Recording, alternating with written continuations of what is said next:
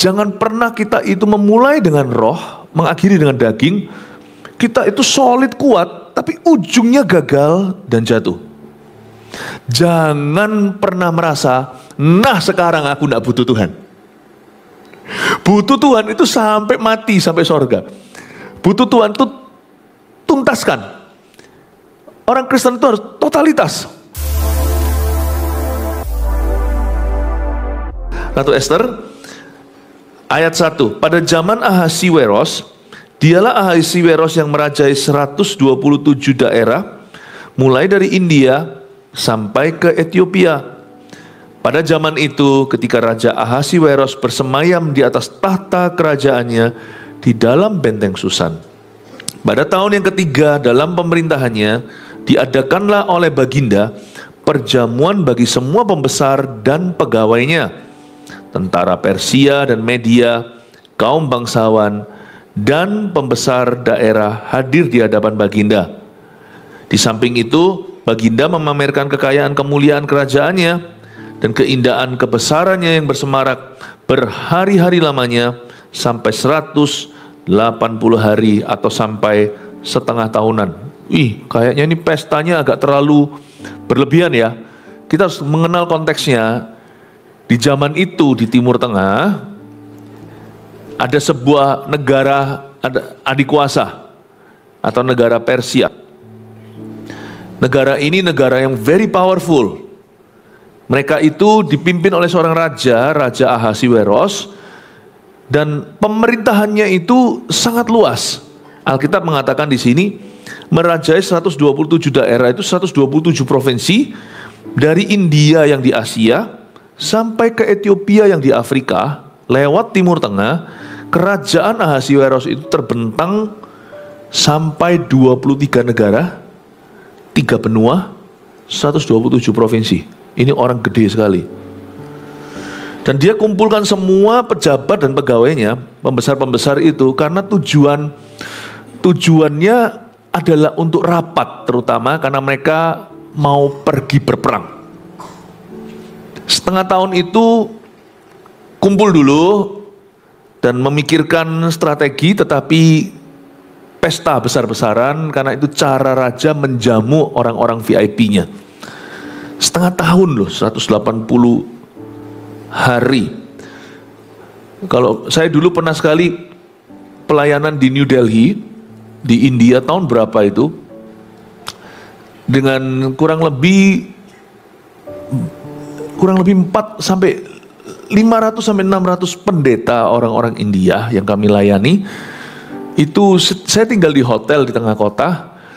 Tiap malam dengar suara musik yang luar biasa, dan benar-benar caranya Bollywood gitu ya. Itu bukan hanya di ballroom hotel itu, tapi setiap kali keluar hotel dalam perjalanan naik mobil, pesta di mana-mana, karena orang-orang India kalau menikah itu berhari-hari, makin kaya makin lama, 7 hari dan sebagainya. Saya jalan gitu kelihatan ada orang naik kuda. Naik kuda, berarak-arakan kuda. Malam loh itu, luar biasa. Kita ini pesta di Indonesia mungkin ada apa-apanya. Ini lebih lagi ya. Supaya kita paham konteksnya dulu, supaya kita mengerti apa ini. Ahasiweros dalam cerita ini adalah seorang raja yang sangat besar. Dia tidak melambangkan Tuhan. Ester itu umat pilihan. Nah, kita bisa bercermin dengan sang ratu. Hari ini kita bisa melihat diri kita sendiri sebagai mempelai wanita Kristus. Gereja itu mempelai wanita. Jadi kita bisa banyak belajar dari Ratu Ester, bagaimana jadi umat pilihan Allah. Kita bisa belajar, ada banyak nilai-nilai yang bagus di dalam buku ini, dan ada banyak sekali pengajaran dan nubuatan yang kita bisa terima secara luar biasa, serta pewahyuan dan hikmat untuk hidup kita. Sayang sekali kalau kita baca itu hanya buku-buku tertentu yang sudah klise atau klasik di Alkitab, tapi buku-buku yang lainnya kita hindari karena kita kurang mengerti. Nah, oleh karena itu biarkan gembala atau pengajar atau guru yang akan memberikan penerangan supaya kita bisa melihat dalam cerita ini bagaimana relevan dalam kehidupan kita. Ahasiweros ini suaminya Ester. Dia seorang raja besar tadi. Orang ini seperti kita, orang berdosa. Meskipun dia raja yang sangat berkuasa. Sedikit informasi, 100 tahun kemudian kerajaannya ditaklukkan oleh Alexander the Great atau Alexander Agung dari Yunani. Jadi Anda tahu ini semua sejarah Esther. Dan kita bisa belajar apa dari pasal pertama? Bahwa kesempatan itu tidak selalu datang 2 kali. Dan kalau kita sudah jadi, jangan sampai kita lengah.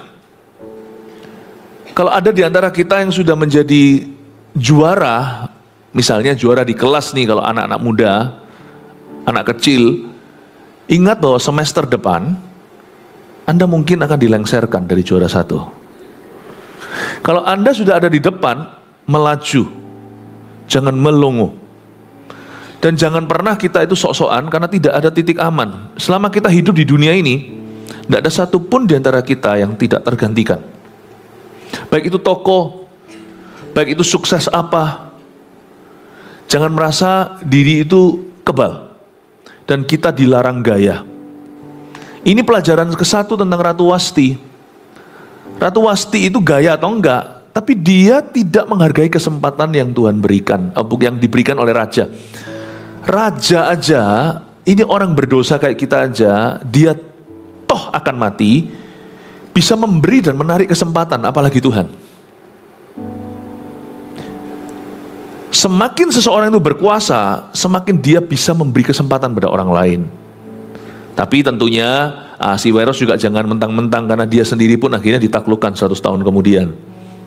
Kesempatan itu ujungnya dan pangkalnya itu selalu Tuhan. Mari kita pikirkan tahun 2025, mumpung belum terlalu maju, kita masih di bulan Maret, sebagian besar masih ada di belakang, masih ada di depan kita. Jangan sia-siakan satu lagi kesempatan berharga dalam kehidupanmu. Hidup ini adalah kesempatan, seperti lagu yang seringkali dinyanyikan khususnya oleh MS Senior. Hidup ini adalah kesempatan, itu dia. Ingatlah perkataan itu, kita harus jadi berkat. Suatu hari kita menoleh, kita harus mengerti bahwa kita sudah jadi berkat. Nah, kita sekarang lihat ya, ayat yang ke-5. Setelah genap hari-hari itu, maka raja mengadakan perjamuan lagi 7 hari lamanya bagi seluruh rakyatnya yang terdapat di dalam benteng Susan, daripada orang besar sampai kepada orang kecil, bertempat di pelataran yang ada di taman istana kerajaan. Masih ada ekstra 7 hari lagi setelah lewat 180. Masih ada plus 1 minggu. Nah, disinilah terjadi sesuatu. Kesempatan yang tidak akan dikembalikan kepada Wasti, ratu yang pertama. Hati-hati, kita itu bisa pesta pora 180, sisa anggurnya masam semua. Jangan pernah kita itu memulai dengan roh, mengakhiri dengan daging. Kita itu solid kuat, tapi ujungnya gagal dan jatuh. Jangan pernah kita itu berlari misalnya, maraton sudah sekian lama, tinggal sedikit di depan, lalu kita menoleh dan mengece atau mengejek rival kita. Aku sudah mau menang, lalu tiba-tiba terjegal, dia jatuh, lalu dibalap. Sisa dikit itu jangan kita itu terlalu percaya diri. Sisa dikit perlombaannya maksudnya, dan kita sudah ada jauh di depan. Jangan pernah merasa, nah sekarang aku tidak butuh Tuhan. Butuh Tuhan itu sampai mati, sampai sorga. Butuh Tuhan itu tuntaskan.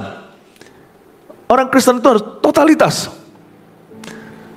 Kita itu hajar musuh kita. Misalnya musuh kita adalah Rocky Balboa. Anda pernah nonton film itu film sih nggak masuk akal. Dipukuli, digebukin gitu, dia bangun lagi, kok enggak technical knockout, kok enggak TKO, hajar lagi, itu loh yang main Sylvester Stallone, dipukuli, bangun lagi, sampai ronde ke-10 atau ke berapa, lawannya kira dia sudah menang nih, dia sudah di atas angin sudah rasanya, udah kalah. Siapa pernah sangka, just one punch, satu pukulan dari si Rocky itu, boom, dia KO, tidak bangun lagi. Sebelum sungguh-sungguh bel berbunyi, ting ting ting ting ting ting, dan sabuk juara di pinggangmu, belum waktunya untuk retire, belum waktunya untuk nyantai dulu. Hati-hati, seringkali kita kecolongan di 7 hari terakhir dari 187 hari. Makanya itu, memulai sesuatu itu berharga, tapi mengakhiri sesuatu dengan baik dan benar itu lebih berharga. Jangan salah memulai. You must begin well, selalu harus start well. Saya ngomong dengan anak-anak muda yang pacaran, jangan pacarannya ngawur, supaya nanti permulaan pernikahan itu tidak bergumul, tidak berdosa, tapi bergembira karena Tuhan. Tetapi lebih baik daripada itu adalah kalau kita mengakhiri dengan benar. Ngapain kalau kita seolah-olah segala sesuatu sudah sempurna di depan, lalu ujungnya kita berubah setia. Ingatlah, ini peringatan dari 187 hari pesta. Semua fine-fine saja 180 hari. 7 hari atau minggu terakhirnya, something happened. Sesuatu terjadi. Jangan nyantai, coba katakan pada kanan kirinya, jangan nyantai sampai mati. Loh, kita boleh liburan, boleh. Kita boleh relax, boleh me time. Nyantai itu kondisi rohani, jangan nyantai. Holiday pun jangan cuti kerohanian. Jangan sampai kita kecolongan. Amin Bapak Ibu Saudara. Jangan sampai. Karena itu kita pelajari hari ini dari cerita Esther, untuk kita itu waspada. Katakan waspada. Katakan berjaga-jaga. Ya, kita harus waspada dan berjaga-jaga sampai pada akhirnya. Kita lihat di ayat 6, di situ tirai-mirai daripada kain lenan, mori halus dan kain ungu tua yang terikat dengan tali lenan halus dan ungu muda, bergantung pada tombol-tombol perak di tiang-tiang marmer putih, sedang katil emas dan perak ditempatkan di atas lantai pualam, marmer putih, gewang dan pelinggam. Minuman dihidangkan dalam piala emas yang beraneka warna, dan anggurnya ialah anggur minuman raja yang berlimpah-limpah, sebagaimana layak bagi raja. Adapun aturan minum ialah tiada dengan paksa, karena beginilah diisyaratkan raja kepada semua bentara dalam, supaya mereka berbuat menurut keinginan tiap-tiap orang. Free flow, mau minum apa aja. Mereka bergelimpangan dalam kemewahan. Kita tidak usah renungkan ungu tua, lenan halus, tombol perak, tiang marmer, segalanya itu. Kecuali kalau Anda insinyur mungkin, kalau Anda desainer mungkin, kalau Anda pikirkan, wah itu benar-benar kemewahan. Bahkan orang-orang kaya pun, yang bergelimpang harta pun, mesti hati-hati dan waspada. Hidup ini adalah kesempatan. You never know. You may seem to have everything. Mungkin Anda ada yang merasa punya segala sesuatu. Percayalah, kadang-kadang hanya satu hal aja yang tak kau miliki, itu yang bisa mematikanmu. Kita mungkin punya segala-galanya, cuma ada satu hal aja yang kita tidak punya. Itu mungkin bisa mematikan Anda. Makanya itu, bergantunglah pada Tuhan yang punya segala-galanya. Dia sungguhan yang punya segala sesuatu. Kita punya segala sesuatu semua, everything. Cuman paru-paru kita sudah tidak bisa narik oksigen lagi. Udah itu aja, cuma satu aja. Daya tariknya nggak bisa. That's it. Lucu ya. Hidup ini tidak menentu. Saya nggak ngomong ini untuk membuat kita pesimis. Saya ngomong begini untuk membuat kita semakin bersandar dan bersyukur pada Tuhan. Dan jangan kita itu kalau tidak punya segala-galanya itu jangan iri dengan mereka yang punya lebih. Kalau mereka memperolehnya dengan cara yang halal, bahagialah untuk mereka, jangan picik hati. Berkati orang dalam suksesnya, berkata terima kasih Tuhan, orang itu sukses, aku turut bahagia. Sungguhan loh ya, tidak lip service. Sungguhan happy untuk orang lain. Jangan mencibir sukses orang. Tapi nggak usah minder. Dia bahagia, dia punya ini itu, aku tidak punya itu dan ini, tapi aku bisa sama bahagia tuh. Karena kalau sama-sama Tuhannya, Tuhan adalah gembalaku, tak akan kekurangan aku. Tuhan itu cukupkan apa yang kubutuhkan, dan Tuhan tahu persis apa yang aku perlukan. Mungkin aku tidak butuh seperti orang itu butuh banyak. Aku tidak perlu seperti itu. Mungkin orang itu perlu beri makan begitu banyak orang. Aku tidak mungkin. Aku mungkin dalam konteks hidupku itu lebih sederhana. Saya belajar dalam hidup ini tidak pernah iri sama orang, tidak pernah minder, dan juga jangan sombong. kalau kita memiliki sesuatu lebih. Karena sekalipun kita punya sesuatu lebih, kita tidak punya segala sesuatu. Sadari. Saya punya sesuatu yang tidak miliki, tapi bukan berarti saya punya segala-galanya. Mungkin misalnya sama Kolyang nih, mungkin saya punya suara untuk nyanyi, mungkin lebih merdu, nggak ngaku-ngaku nih. Tapi saya nggak punya segala sesuatu. Tapi mungkin kalau suruh nari, saya paling parah kalau suruh nari. Nggak bisa juga ya Kolyang ya. Tapi Kolyang pasti punya sesuatu, kelebihan Kolyang. Kolyang itu kalau sama orang ya, nggak tahu gimana kalau saya lihat ya, sama hubungan dengan masyarakat segala, kok bisa ya? Kok bisa saya itu introvert? Kolyang itu bisa sama orang itu bisa luas, supel sama semua orang itu. Kalau ini menurut saya ya, pandangan saya, punya sesuatu yang saya tidak punya. Tidak ada orang itu punya segala-galanya itu, tidak ada. Hanya Tuhan yang punya segala sesuatu. Karena itu kita kalau punya sesuatu, persembahkan untuk kemuliaannya dan untuk bangun manusia. Amin Bapak Ibu Saudara. Belajar itu tidak sombong, belajar itu tidak minder. Jangan sampai kita dihakimi oleh sesuatu, oleh seseorang, karena sesuatu yang orang itu punya yang kita nggak punya. Loh, kamu jangan tarik aku ke gamemu, ya aku game over lah. Tapi kalau kamu ku tarik ke gameku, kamu yang game over. Misalnya orang punya segala sesuatu. Contohnya, dia punya gedung di seluruh dunia. Di New York ada, di mana-mana. Wah, terbang ke sana sini. Mungkin dibanding dengan orang itu kita kalah. Kalah secara harta. Pencapaian bisnis juga misalnya. Ya, mungkin kalau bicara tentang kartu frequent flyer-nya itu sudah bukan hanya gold, bukan hanya emas, tapi platinum. Wah, misalnya. Naik ke pesawat itu sudah kayak naik angkot gitu. Angkutan kota. Wah, kita nggak usah minder. Ya karena memang itu kebutuhan dan demand atau tuntutan pekerjaan. Pekerjaan saya lebih ke cek log pagi, pulang sore. Nggak perlu traveling kemana-mana, monoton sifatnya. Tapi saya punya kartu dengan keluarga saya itu gold atau platinum. Tiap malam selalu dinner with my family. Sana kartunya hijau sama keluarganya. Jangan irilah dan tidak usah minder.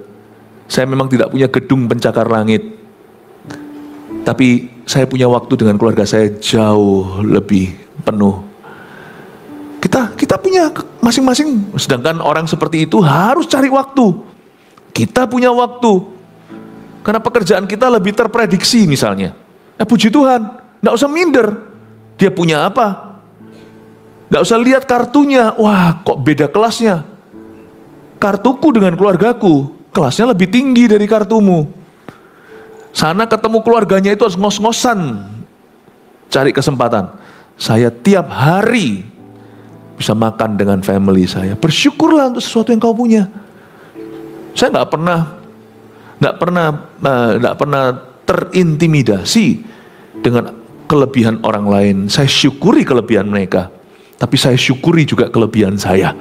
Amin Bapak Ibu Saudara. Jadi orang itu gitu aja, nyantai aja.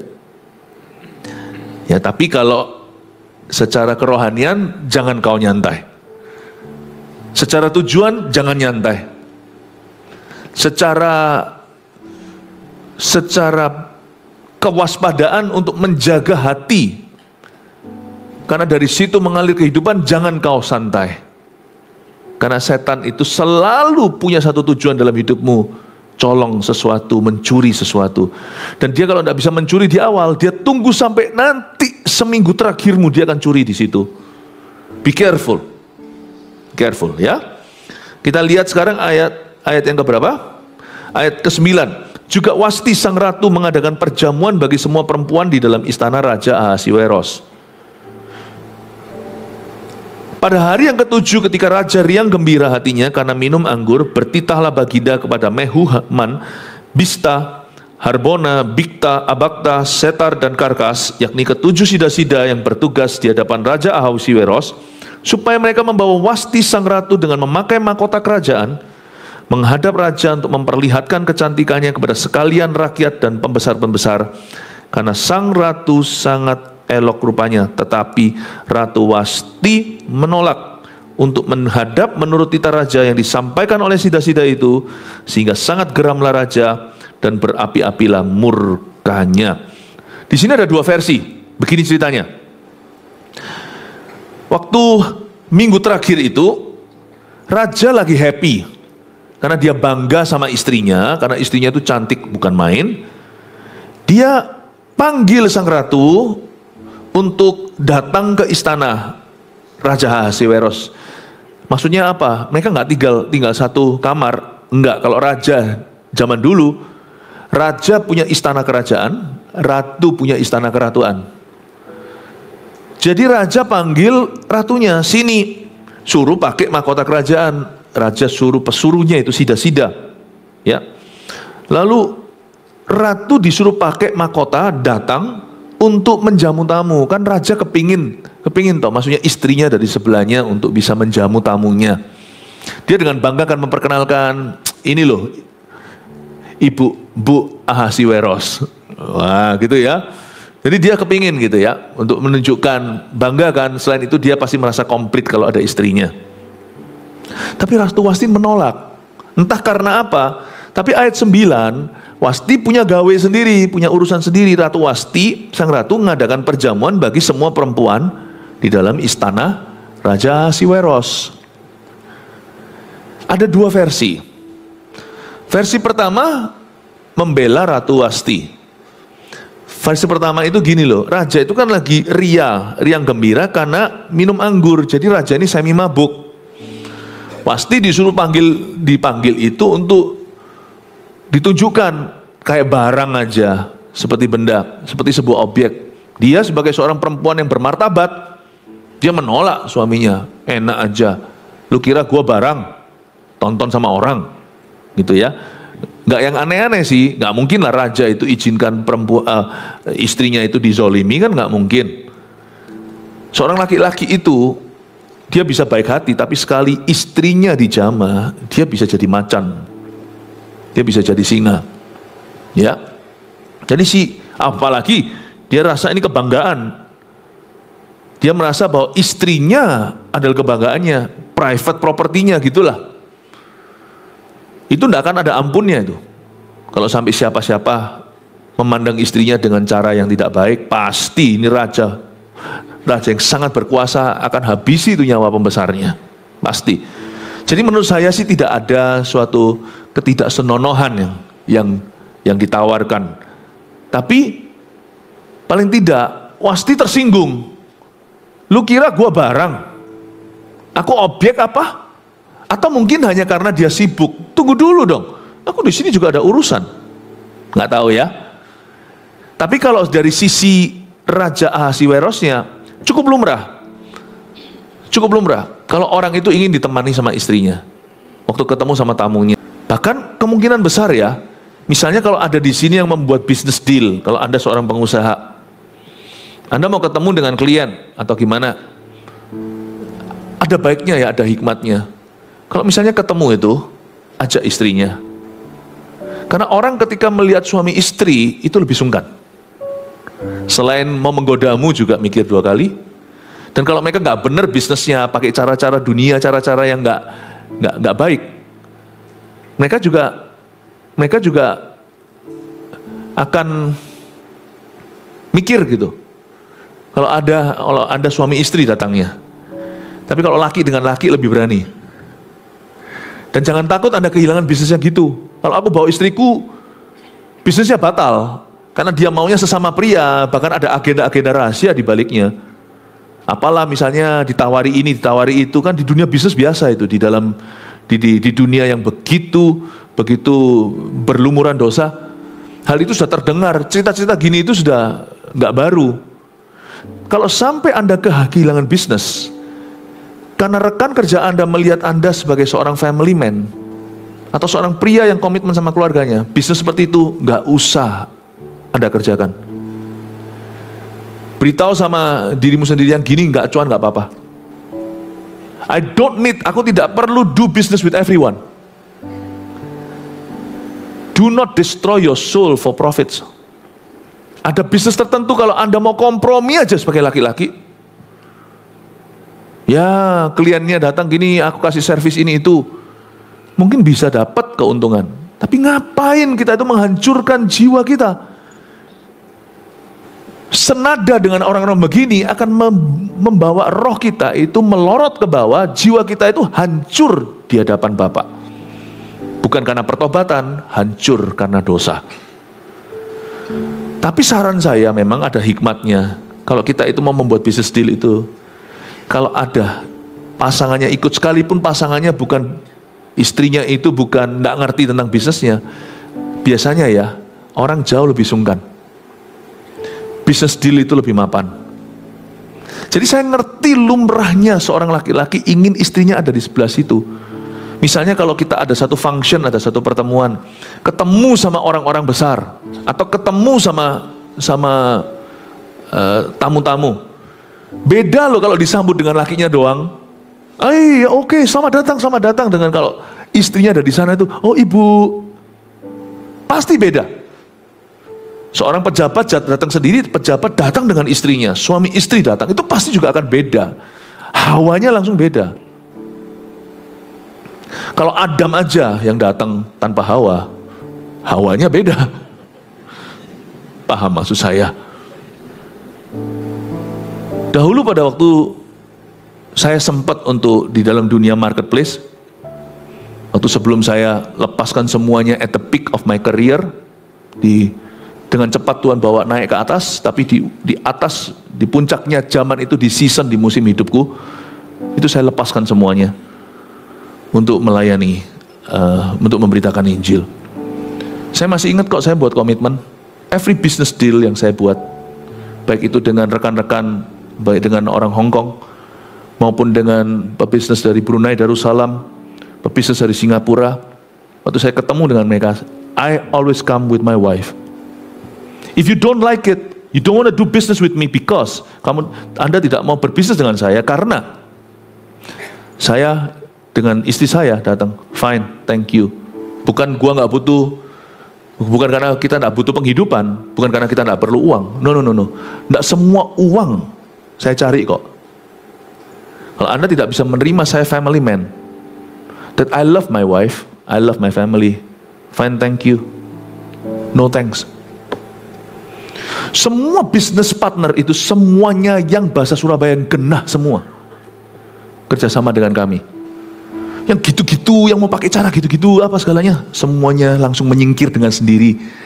Namanya eliminasi alami. Jangan takut tampilkan istrimu. Bukan untuk show kok. Anda tunjukkan pada dunia, sebelum aku komit ke bisnis ini, aku komit kepada keluargaku. Nanti Anda akan dapat rekan-rekan bisnis yang menghargaimu. Bahkan ada juga yang akan kerjasama dengan Anda karena berkata begini, kalau dia aja sama keluarga gini, aku bisa percaya berbisnis dengan orang ini.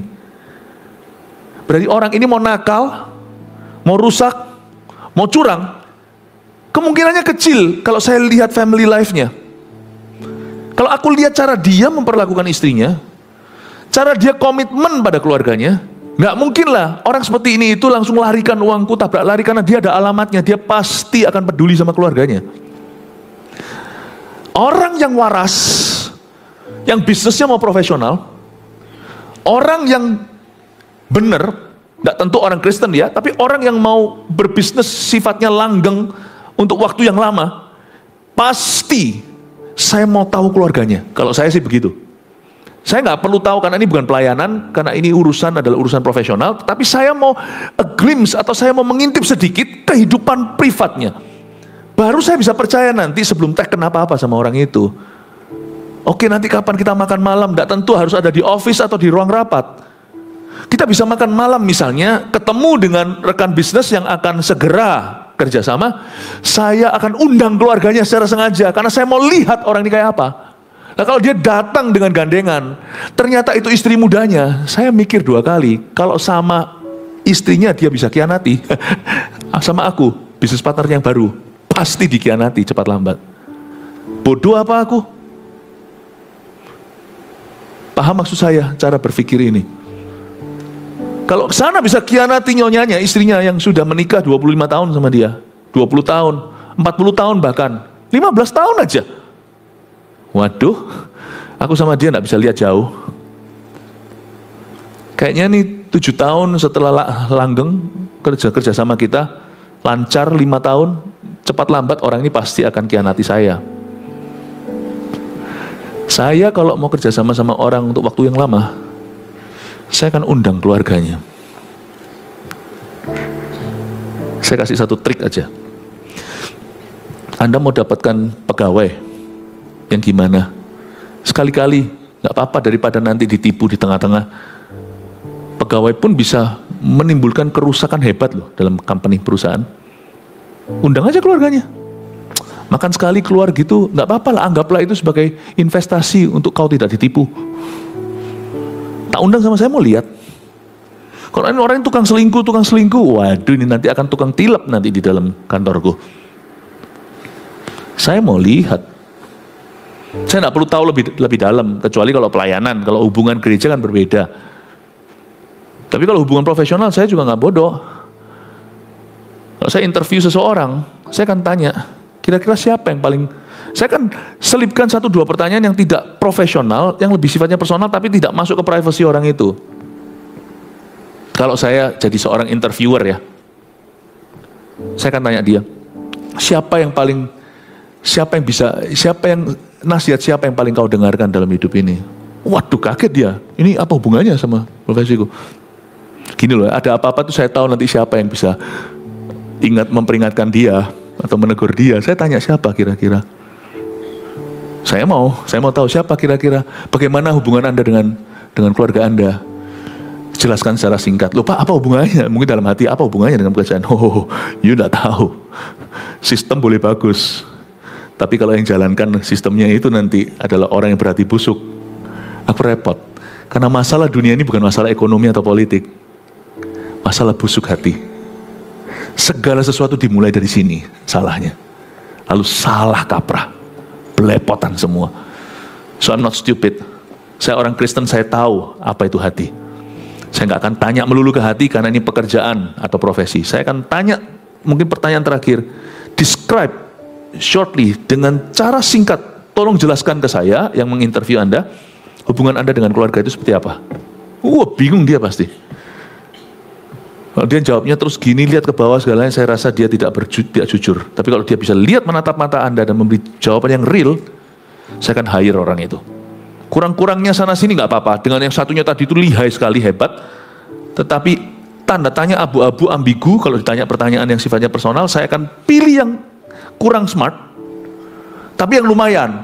Jangan sampai yang sama sekali nggak bisa. Lah saya dalam dunia bisnis misalnya bukan mau jadi guru Saya nggak akan. Kalau dalam pelayanan saya cari yang mentah, tak didik dari bawah.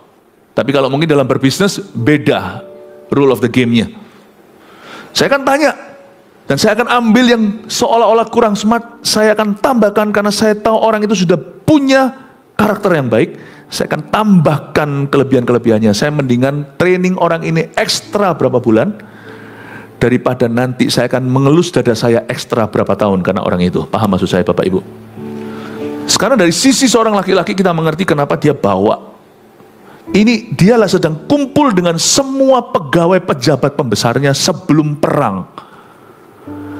Dia mau nyonyanya ada di situ kan, menurut saya, bukan saya bela Ahasiweros, saya juga mengerti dari sisi wanita. Tapi menurut saya sih masih cengli saja. Sekalipun dia lagi minum dan bergembira karena anggur, tapi saya rasa dia tetap punya hak sebagai suami untuk meminta istrinya dampingi. Nggak mau Ratu Wasti nggak mau. Mungkin ada gerakan feminis dari dulu. No. Ya. Saya nggak tahu kenapa dia nggak mau, tetapi intinya saya pelajari sesuatu. Gini ya Bapak Ibu. Setiap kali kita diberi kesempatan, ambil kesempatan itu. Buktinya, nanti ratu penggantinya namanya Esther. Tidak dipanggil, tidak diminta, memberanikan diri masuk ke hadirat raja, Meskipun tentunya kita tahu untuk menyelamatkan bangsanya itu motivasinya. Tapi ternyata kalau kita itu mau dekat aja di welcome kok. Ini dipanggil nggak mau datang, Ratu Wasti. Esther nggak dipanggil datang. Berarti gini Bapak Ibu Saudara, kenapa yang satu dilengsarkan satu jadi? Karena yang satu serius ingin jadi ratu, yang satu, aku kan sudah jadi ratu, udah aman. Menganggap kesempatan itu murahan. Orang yang punya 1 talenta dengan 5 talenta, kenapa yang satu itu diambil daripadanya, dikasih ke yang punya 5 talenta? Karena yang 5 talenta serius mengerjakannya, waktu tuannya kembali, dikembalikan jadi 10 talenta. Bukan soal sedikit banyaknya, tetapi ini bahasa Inggrisnya, tergantung who wants it more. Tergantung siapa yang lebih menginginkannya. Saya dulu waktu saya masih SD, ya, olahraganya saya dulu tuh, saya dari kecil setelah disembuhkan Tuhan di Taiwan, saya itu jadi anak yang atletis, segala macam sport bisa, olahraga apapun mampu. Sampai saya pernah dengan tim di sekolah SD sepak takraw itu loh, yang sangat-sangat kita semua nggak terlalu familiar, yang pakai rotan itu loh bolanya. Itu kami sampai juara 2 sepak takraw. Saya bisa semuanya, bulu tangkis, segala sesuatu saya bisa, tenis, everything. Saya punya nilai olahraga cuma dapat 5 atau 6. Kenapa? Karena terlalu banyak bercanda pada saat sesi olahraga, karena saya tidak serius, tidak memperhatikan peraturannya, selalu melanggar peraturan, seenaknya sendiri. Toh saya merasa saya mampu, saya atletis. Lari juga, saya pernah sekali suruh lari putar sekolah. Yang namanya Philip gak kembali-kembali. Beli es sirup, beli jajan di pinggir jalan. Saya dengan beberapa teman saya dapat nilai buruk Bali. Anaknya sendiri. Toh saya merasa saya mampu, saya atletis. Lari juga, saya pernah sekali suruh lari putar sekolah. Yang namanya Philip gak kembali-kembali. Beli es sirup, beli jajan di pinggir jalan. Saya dengan beberapa teman saya dapat nilai buruk. Teman saya satu polio kakinya waktu saya masih sekolah elementary. Dia lari terakhir datang. Enggak, saya yang terakhir, dia dulu sampai. Karena dia sekalipun dia lari enggak bisa, tapi dia jalan dengan sepatu polionya itu pelan-pelan. Guru memberi dia perkecualian. Orang lain muter misalnya 3 kali di sekolah atau 5, dia hanya muter sekali saja. Tapi dia nyampe sebagai orang kedua terakhir. Sampai di sana dia dapat nilai 10. Saya orang terakhir setelah dia. Saya datangnya itu kurang lebih 15 menit setelah dia, dengan bawa pentol, bawa segala. Akhirnya saya dapat 5. You see, dalam hal ini 5 talenta yang kalah, 1 talenta menginginkannya. Bukan nilai 10 itu who wants it more. Bukan kemampuanmu, bukan mampu, tapi kemauanmu. Dia sungguh-sungguh inginkan itu, makanya dia dapat segitu. Ratu Wasti tidak menginginkan kok posisi itu. Dia merasa aku sudah di sana. Ingat sesuatu Bapak Ibu, apa yang tidak kau inginkan atau tidak kau hargai, pasti dikasih ke orang lain nanti. Udah gitu aja. Apa yang sekarang merupakan your crown atau mahkotamu, kalau Anda tidak inginkan. Ada satu show namanya Ellen apa itu, yang akhirnya Ellen DeGeneres, ya, itu terkenal sekali. Tapi dia mulai abusive, dia mulai pakai cara-cara yang tidak baik, mulai menekan semua rekan-rekannya, mulai merasa dirinya di atas awan-awan. Akhirnya kan sekarang nggak jadi. Ketika dia merasa, saya ngerti kalau taping kayak gitu tuh luar biasa, itu terus lama-lama dia jadi bosan.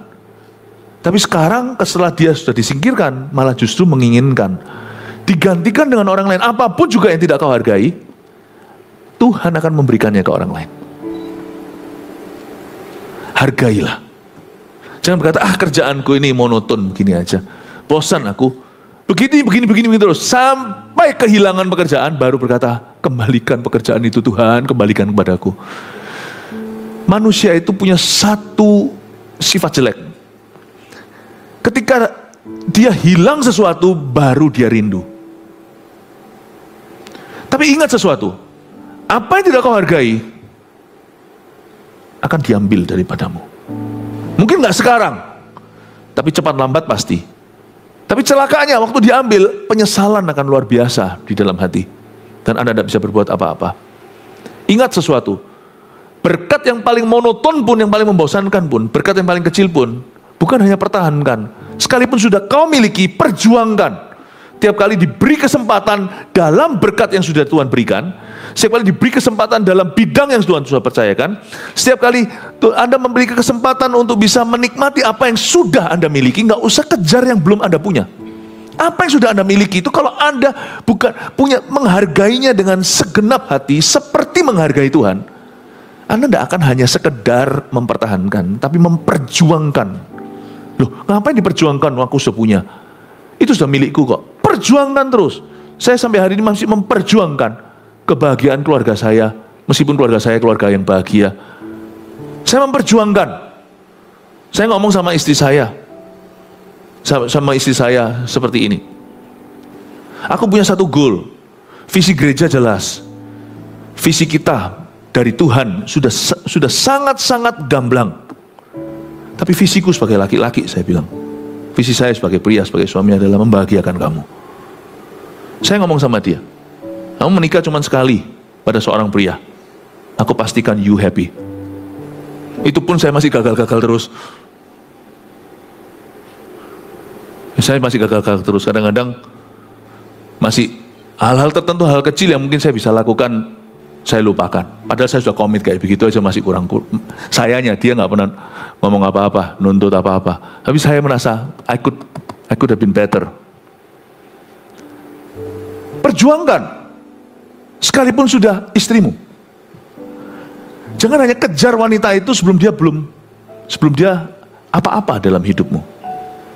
Dikejar, bukan sifatnya anak-anak muda. Kejarnya itu kayak, betul-betul kayak agak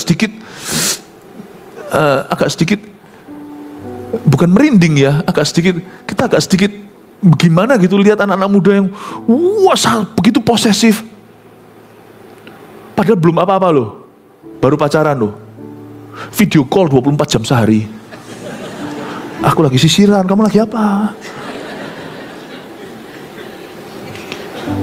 Tunggulah, jangan ngejos di depan. Kalau Anda sungguhan menikah, itu masih ada 50 tahun pernikahan, 60-70 tahun pernikahan. Justru yang menikah itu harus perjuangkan. Loh, dia sudah jadi biniku, sudah jadi istriku, dia sudah jadi suamiku. Perjuangkan. Perjuangkan. Sebab apa yang tidak Anda perjuangkan, Anda pasti akan malas-malasan.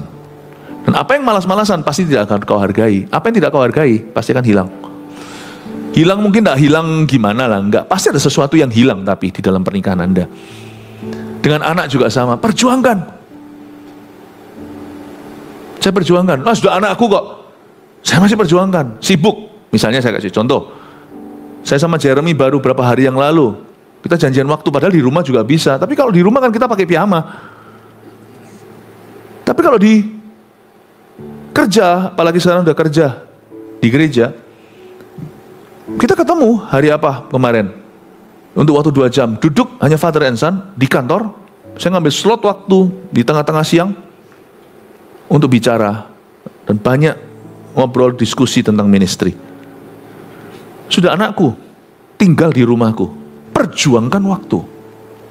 Meskipun di rumah kita juga punya waktu bersama. Di rumah kita punya hobi-hobi sendiri, apalagi kalau makan-makan. Tapi saya tetap perjuangkan. Bapak Ibu Saudara, saya mau dorong Anda, kalau sesuatu Anda hargai, pasti Anda perjuangkan. Bukan demi memilikinya, tapi supaya bisa Anda menghargai berkat-berkat Tuhan di sana. Ingatlah bahwa kita bukan pilihan pertama seperti Ratu Wasti, seperti Ratu Esther. Ratu Wasti itulah pilihan ke-1. Tapi kalau Anda menghargai lebih daripada orang-orang yang diberi kesempatan, kesempatan itu akan diberikan kepadamu. Amin Bapak Ibu. Terus terang loh, kita ini bukan pilihan pertama loh. Secara manusia, Adam itu pilihan pertama. Adam. Kita bukan Adam kan? Jangan hanya lihat beliau jatuh. Tapi dia itu pilihan ke-1. Sebagai manusia pun kau bukan pilihan pertama. Yang perempuan, jangan tersinggung sama saya. Sebab saya percaya laki-laki dan perempuan martabat yang sama. Anda bukan pilihan pertama. Adam dipilih dulu, setelah itu Hawa dicipta. Oh kalau gitu Adam lebih superior dong. Ya enggak juga. Kecuali Adam, satu-satunya orang yang mungkin gak punya pusar. Karena dia gak lahir dari mama. Adam itu satu-satunya manusia yang tidak lahir, tidak memulai hidupnya dari sejak bayi. Tapi langsung di usia bisa menikah. Hanya ada 2 manusia di seluruh dunia yang diciptakan Tuhan langsung dewasa. Jadi saya bisa bayangkan Adam itu nanti suatu hari di surga lah mau tanya, lu punya pusar gak? Sekarang sih buat apa tanya cari-cari tahu. Kita semua dari hari-hari. Berarti laki-laki, dengarkan saya, kita bukan pilihan pertama sebelum kita mama. Every other man, setiap laki-laki yang ada di dunia ini, setelah Adam tentunya, semuanya lahir dari ibu. Kita ini buah hati. Kita itu jatuh dari pohonnya. Pohon itu pilihan ke-1. Your parents, not you. Jadi kita ini memang bukan pilihan pertama kok. Lalu secara umat pilihan Allah, orang Kristen pun bukan pilihan pertama. Kristen itu kan di perjanjian baru mulai. Abraham itu loh pilihan ke-1. Secara ras saja kita bukan pilihan pertama loh. Orang-orang Yahudi dipilih sama Tuhan. Abram yang dipilih, bukan kita. Jadi hari ini kita dalam iman pada Tuhan. Ini pun bukan pilihan pertama. Kita ini digrafirkan, kita ini dicangkokkan. You bukan pilihan ke-1. Makanya itu ketika saya pertama kali kenal Tuhan Yesus, hati saya belum mengerti. Tapi saya seperti ada satu iri, cemburu ilahi. Rasanya, aduh, kenapa aku tidak lahir ya di zaman Elia? Kenapa aku tidak hidup saat itu ya waktu Yesus dengan murid-muridnya? Aku pun bukan murid Tuhan pertama. Kalau dihitung, dijejer gitu, dibariskan, mungkin kita ini murid Tuhan yang kesekian miliar. Oh Tuhan, aku ini bukan siapa-siapa. Makanya itu saya kejar Tuhan sungguh-sungguh. Saya berkata, pilihlah aku Tuhan. Choose me Lord. Doa saya sejak saya bertobat adalah use me mightily. Pakai aku secara luar biasa, entah caranya gimana, aku tidak tentukan. Tapi tolong make my life count. Pastikan hidupku itu membuat perbedaan. Aku tidak mau menjadi satu orang manusia lagi yang pernah dicipta oleh Tuhan lalu hidup sia-sia, mati masuk tanah. Pakailah saya Tuhan. Use me. Pakailah aku. Karena saya tahu saya bukan pilihan ke-1. Orang kalau merasa dirinya sudah jadi, dia bisa rasa aman. Tapi kalau kita selalu sadar dan mawas diri bahwa kita bukan pilihan pertama, kita ini pilihan kedua, ketiga, sekian, Anda akan sungguh-sungguh. Berkat yang kau nikmati hari ini, itu sebenarnya saya curiga, itu Tuhan transferkan kepada Anda. Karena ada orang sebelum itu yang layak mendapatkannya, tapi tidak mau. Saya curiga nih, tempat saya berdiri sekarang ini untuk berkhotbah, harusnya orang lain. Bukan bicara soal penjadwalan pembicara, tapi pengaruh dalam kehidupan jemaat. Dalam pengembalaan juga sebagai gembala, mungkin sebagai gembala sidang, mungkin bukan saya orang yang seharusnya. Tapi saya menginginkan dalam arti, Tuhan aku rindu untuk mengasihi jemaatmu. Tuhan berkata, ya sudah kamu aja. Ini aku, utuslah aku. Kata Yesaya. Coba bayangkan kalau Anda tahu bahwa tempat Anda sekarang dapat berkat itu mestinya bukan milikmu. Kalau Anda bisa lihat pasangan Anda, harusnya dia itu jadi sama itu, dia kerja. Tapi kenapa dia mau sama Anda? Kalau Anda merasa, kalau Anda ngomongnya, kalau kita ngomongnya sama pasangan kita, gua mau sama lu sudah hoki tahu. Oh, jangan begitu. Kita harus merasa diri sebagai orang yang beruntung, saling beruntung. Tapi kita sendiri, kita harus merasa diri kita paling beruntung. Harusnya ada orang lain mungkin yang bisa bahagiakan dia. Mungkin kalau dia jadi sama seseorang hari ini yang lain, bukan saya, pasti dia hidupnya lebih bahagia, lebih nyaman lah, lebih mapan. Hargai istrimu dan kata thank you. Kamu mau sama aku, menua yuk sama saya. Aku akan berusaha untuk membahagiakanmu. Istri juga sama. Lihat, kalau dia itu jadi, diam-diam ya. Jangan diutarakan, kalau diutarakan nanti gede kepala. Istrinya berkata, dia ini kalau jadi sama itu ya dulu teman, kan kita semua teman sekolah mungkin ya, SMA mungkin. Kalau dia jadi sama itu kan dia sempat, kok dia mau kejar aku ya. Kalau dia jadi sama itu mungkin hari ini dia lebih berguna kali ya dalam profesinya, itu lebih pintar dari saya. Lebih ngerti tentang mengatur keuangan. Saya ini lebih ibu rumah tangga yang nggak terlalu banyak menguasai bidang keuangan misalnya. Tapi dia mau sama aku dan dia masih datang meskipun dia bukanlah orang yang sempurna. Dia selalu datang membawa roti ke keluarga kami, 5 roti dua ikan dan selalu cukup. Thank you ya, thank you ya. Dalam hati aja, ya jangan ngomong thank you kamu mau sama aku, lu jangan gitu. Perempuan jangan ngomong gitu, laki yang boleh ngomong gitu. I'm always lucky. Perempuan diam-diam aja. Honor your husband, hormati suamimu. Adore your husband dalam bahasa Inggrisnya bukan hanya honor. Honor itu menghormati. Menghormati yang paling grade A, itu namanya adore. Memuja, bukan menyembah, nyembah hanya Tuhan. Memuja suamimu. Memuja ini bukan memuja berhala. Memuja suami Anda. Grade A-nya honoring, menghormati. Yang paling pol, itu memuja. Honoring yang paling bawah, tidak ada respect, ya sudah terpaksa. Aku tetap honor karena posisi kalah. Sana orang tua. Mungkin orang tua jahat, tetap harus dihormati. Tapi yang paling pol itu adore. Kalau suami Anda baik, sekalipun bukan konglomerat. Mungkin kalau Anda bandingkan dengan suami orang, wah gini gitu, makanya tuh hati-hati Anda bergaul dengan siapa. Jangan sampai arisan-arisan Anda itu berujung fatal. Lalu banding-bandingkan dengan orang, janganlah dibanding-bandingkan, ya mesti kalah. Tapi orang lain mungkin punya sesuatu yang disembunyikan. Anda tidak tahu pedihnya mereka. Tapi suami Anda tidak pernah membuat pedih. Dia selalu berusaha jadi suami yang baik, memberikan penghidupan keluarganya. Dia berusaha. Itu lap, tolong dihapus keringatnya ketika dia pulang. Thank you, terima kasih. Papa sudah berusaha dan kerja. Ayo anak-anak, ayo papa sudah datang semua, taruh HP-nya. Ayo makan sama-sama, taruh HP-nya. Ajari anak-anak itu hormati papanya. Taruh HP-nya, taruh semuanya. Ayo kita makan sama-sama, ngobrol sama papa, cerita sama papa. Apa? Jadi penengah, honor, adore. Anda akan lihat nanti ya, sesuatu yang missing dalam keluargamu akan dikembalikan sama Tuhan. Anak-anak juga sama. Hargai orang tuamu, hormati. Amin Bapak Ibu. Saya tadi katakan bahwa mungkin posisi saya sekarang berada di depan sini itu harusnya milik orang. Tapi Tuhan berikan kepada kami. Oleh karena itu saya tidak pernah buat perbedaan. Saya mau khotbah di depan 10.000 orang, 1.000 orang, 100 orang, 10 orang, atau 1 orang. I am the same man. Komitmenku tetap 100%.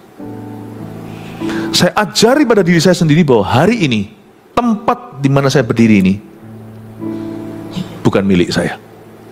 Itu kepercayaan, dan kalau Tuhan percayakan kepada saya akan senantiasa perjuangkan. Bagi saya tidak ada kebaktian pagi, kebaktian siang, kebaktian malam. Makanya itu kalau Anda datang ke gereja, masih ngantuk, itu urusan Anda. Selesaikan ngantukmu. Datang ke sini langsung, saya langsung cekokin Anda dengan sejarah, dengan remah, dengan nubuatan, dengan protein rohani. Saya tidak peduli mau jam berapa. Saya bangun tadi jam 4, saya sudah siap hatinya. Saya berkata, let's go. Tidak ada kebaktian pertama atau terakhir dalam hidupku. Setiap kebaktian selalu menjadi kemungkinan, selalu mungkin menjadi kebaktian terakhir dalam hidupku. Saya selalu memberi yang terbaik. 3 poin sini, tolong catat apa yang kita bisa pelajari dari Esther pasal pertama. Menghargai kesempatan. 1, kita bukan pilihan pertama dalam segala sesuatu. Camkan dulu.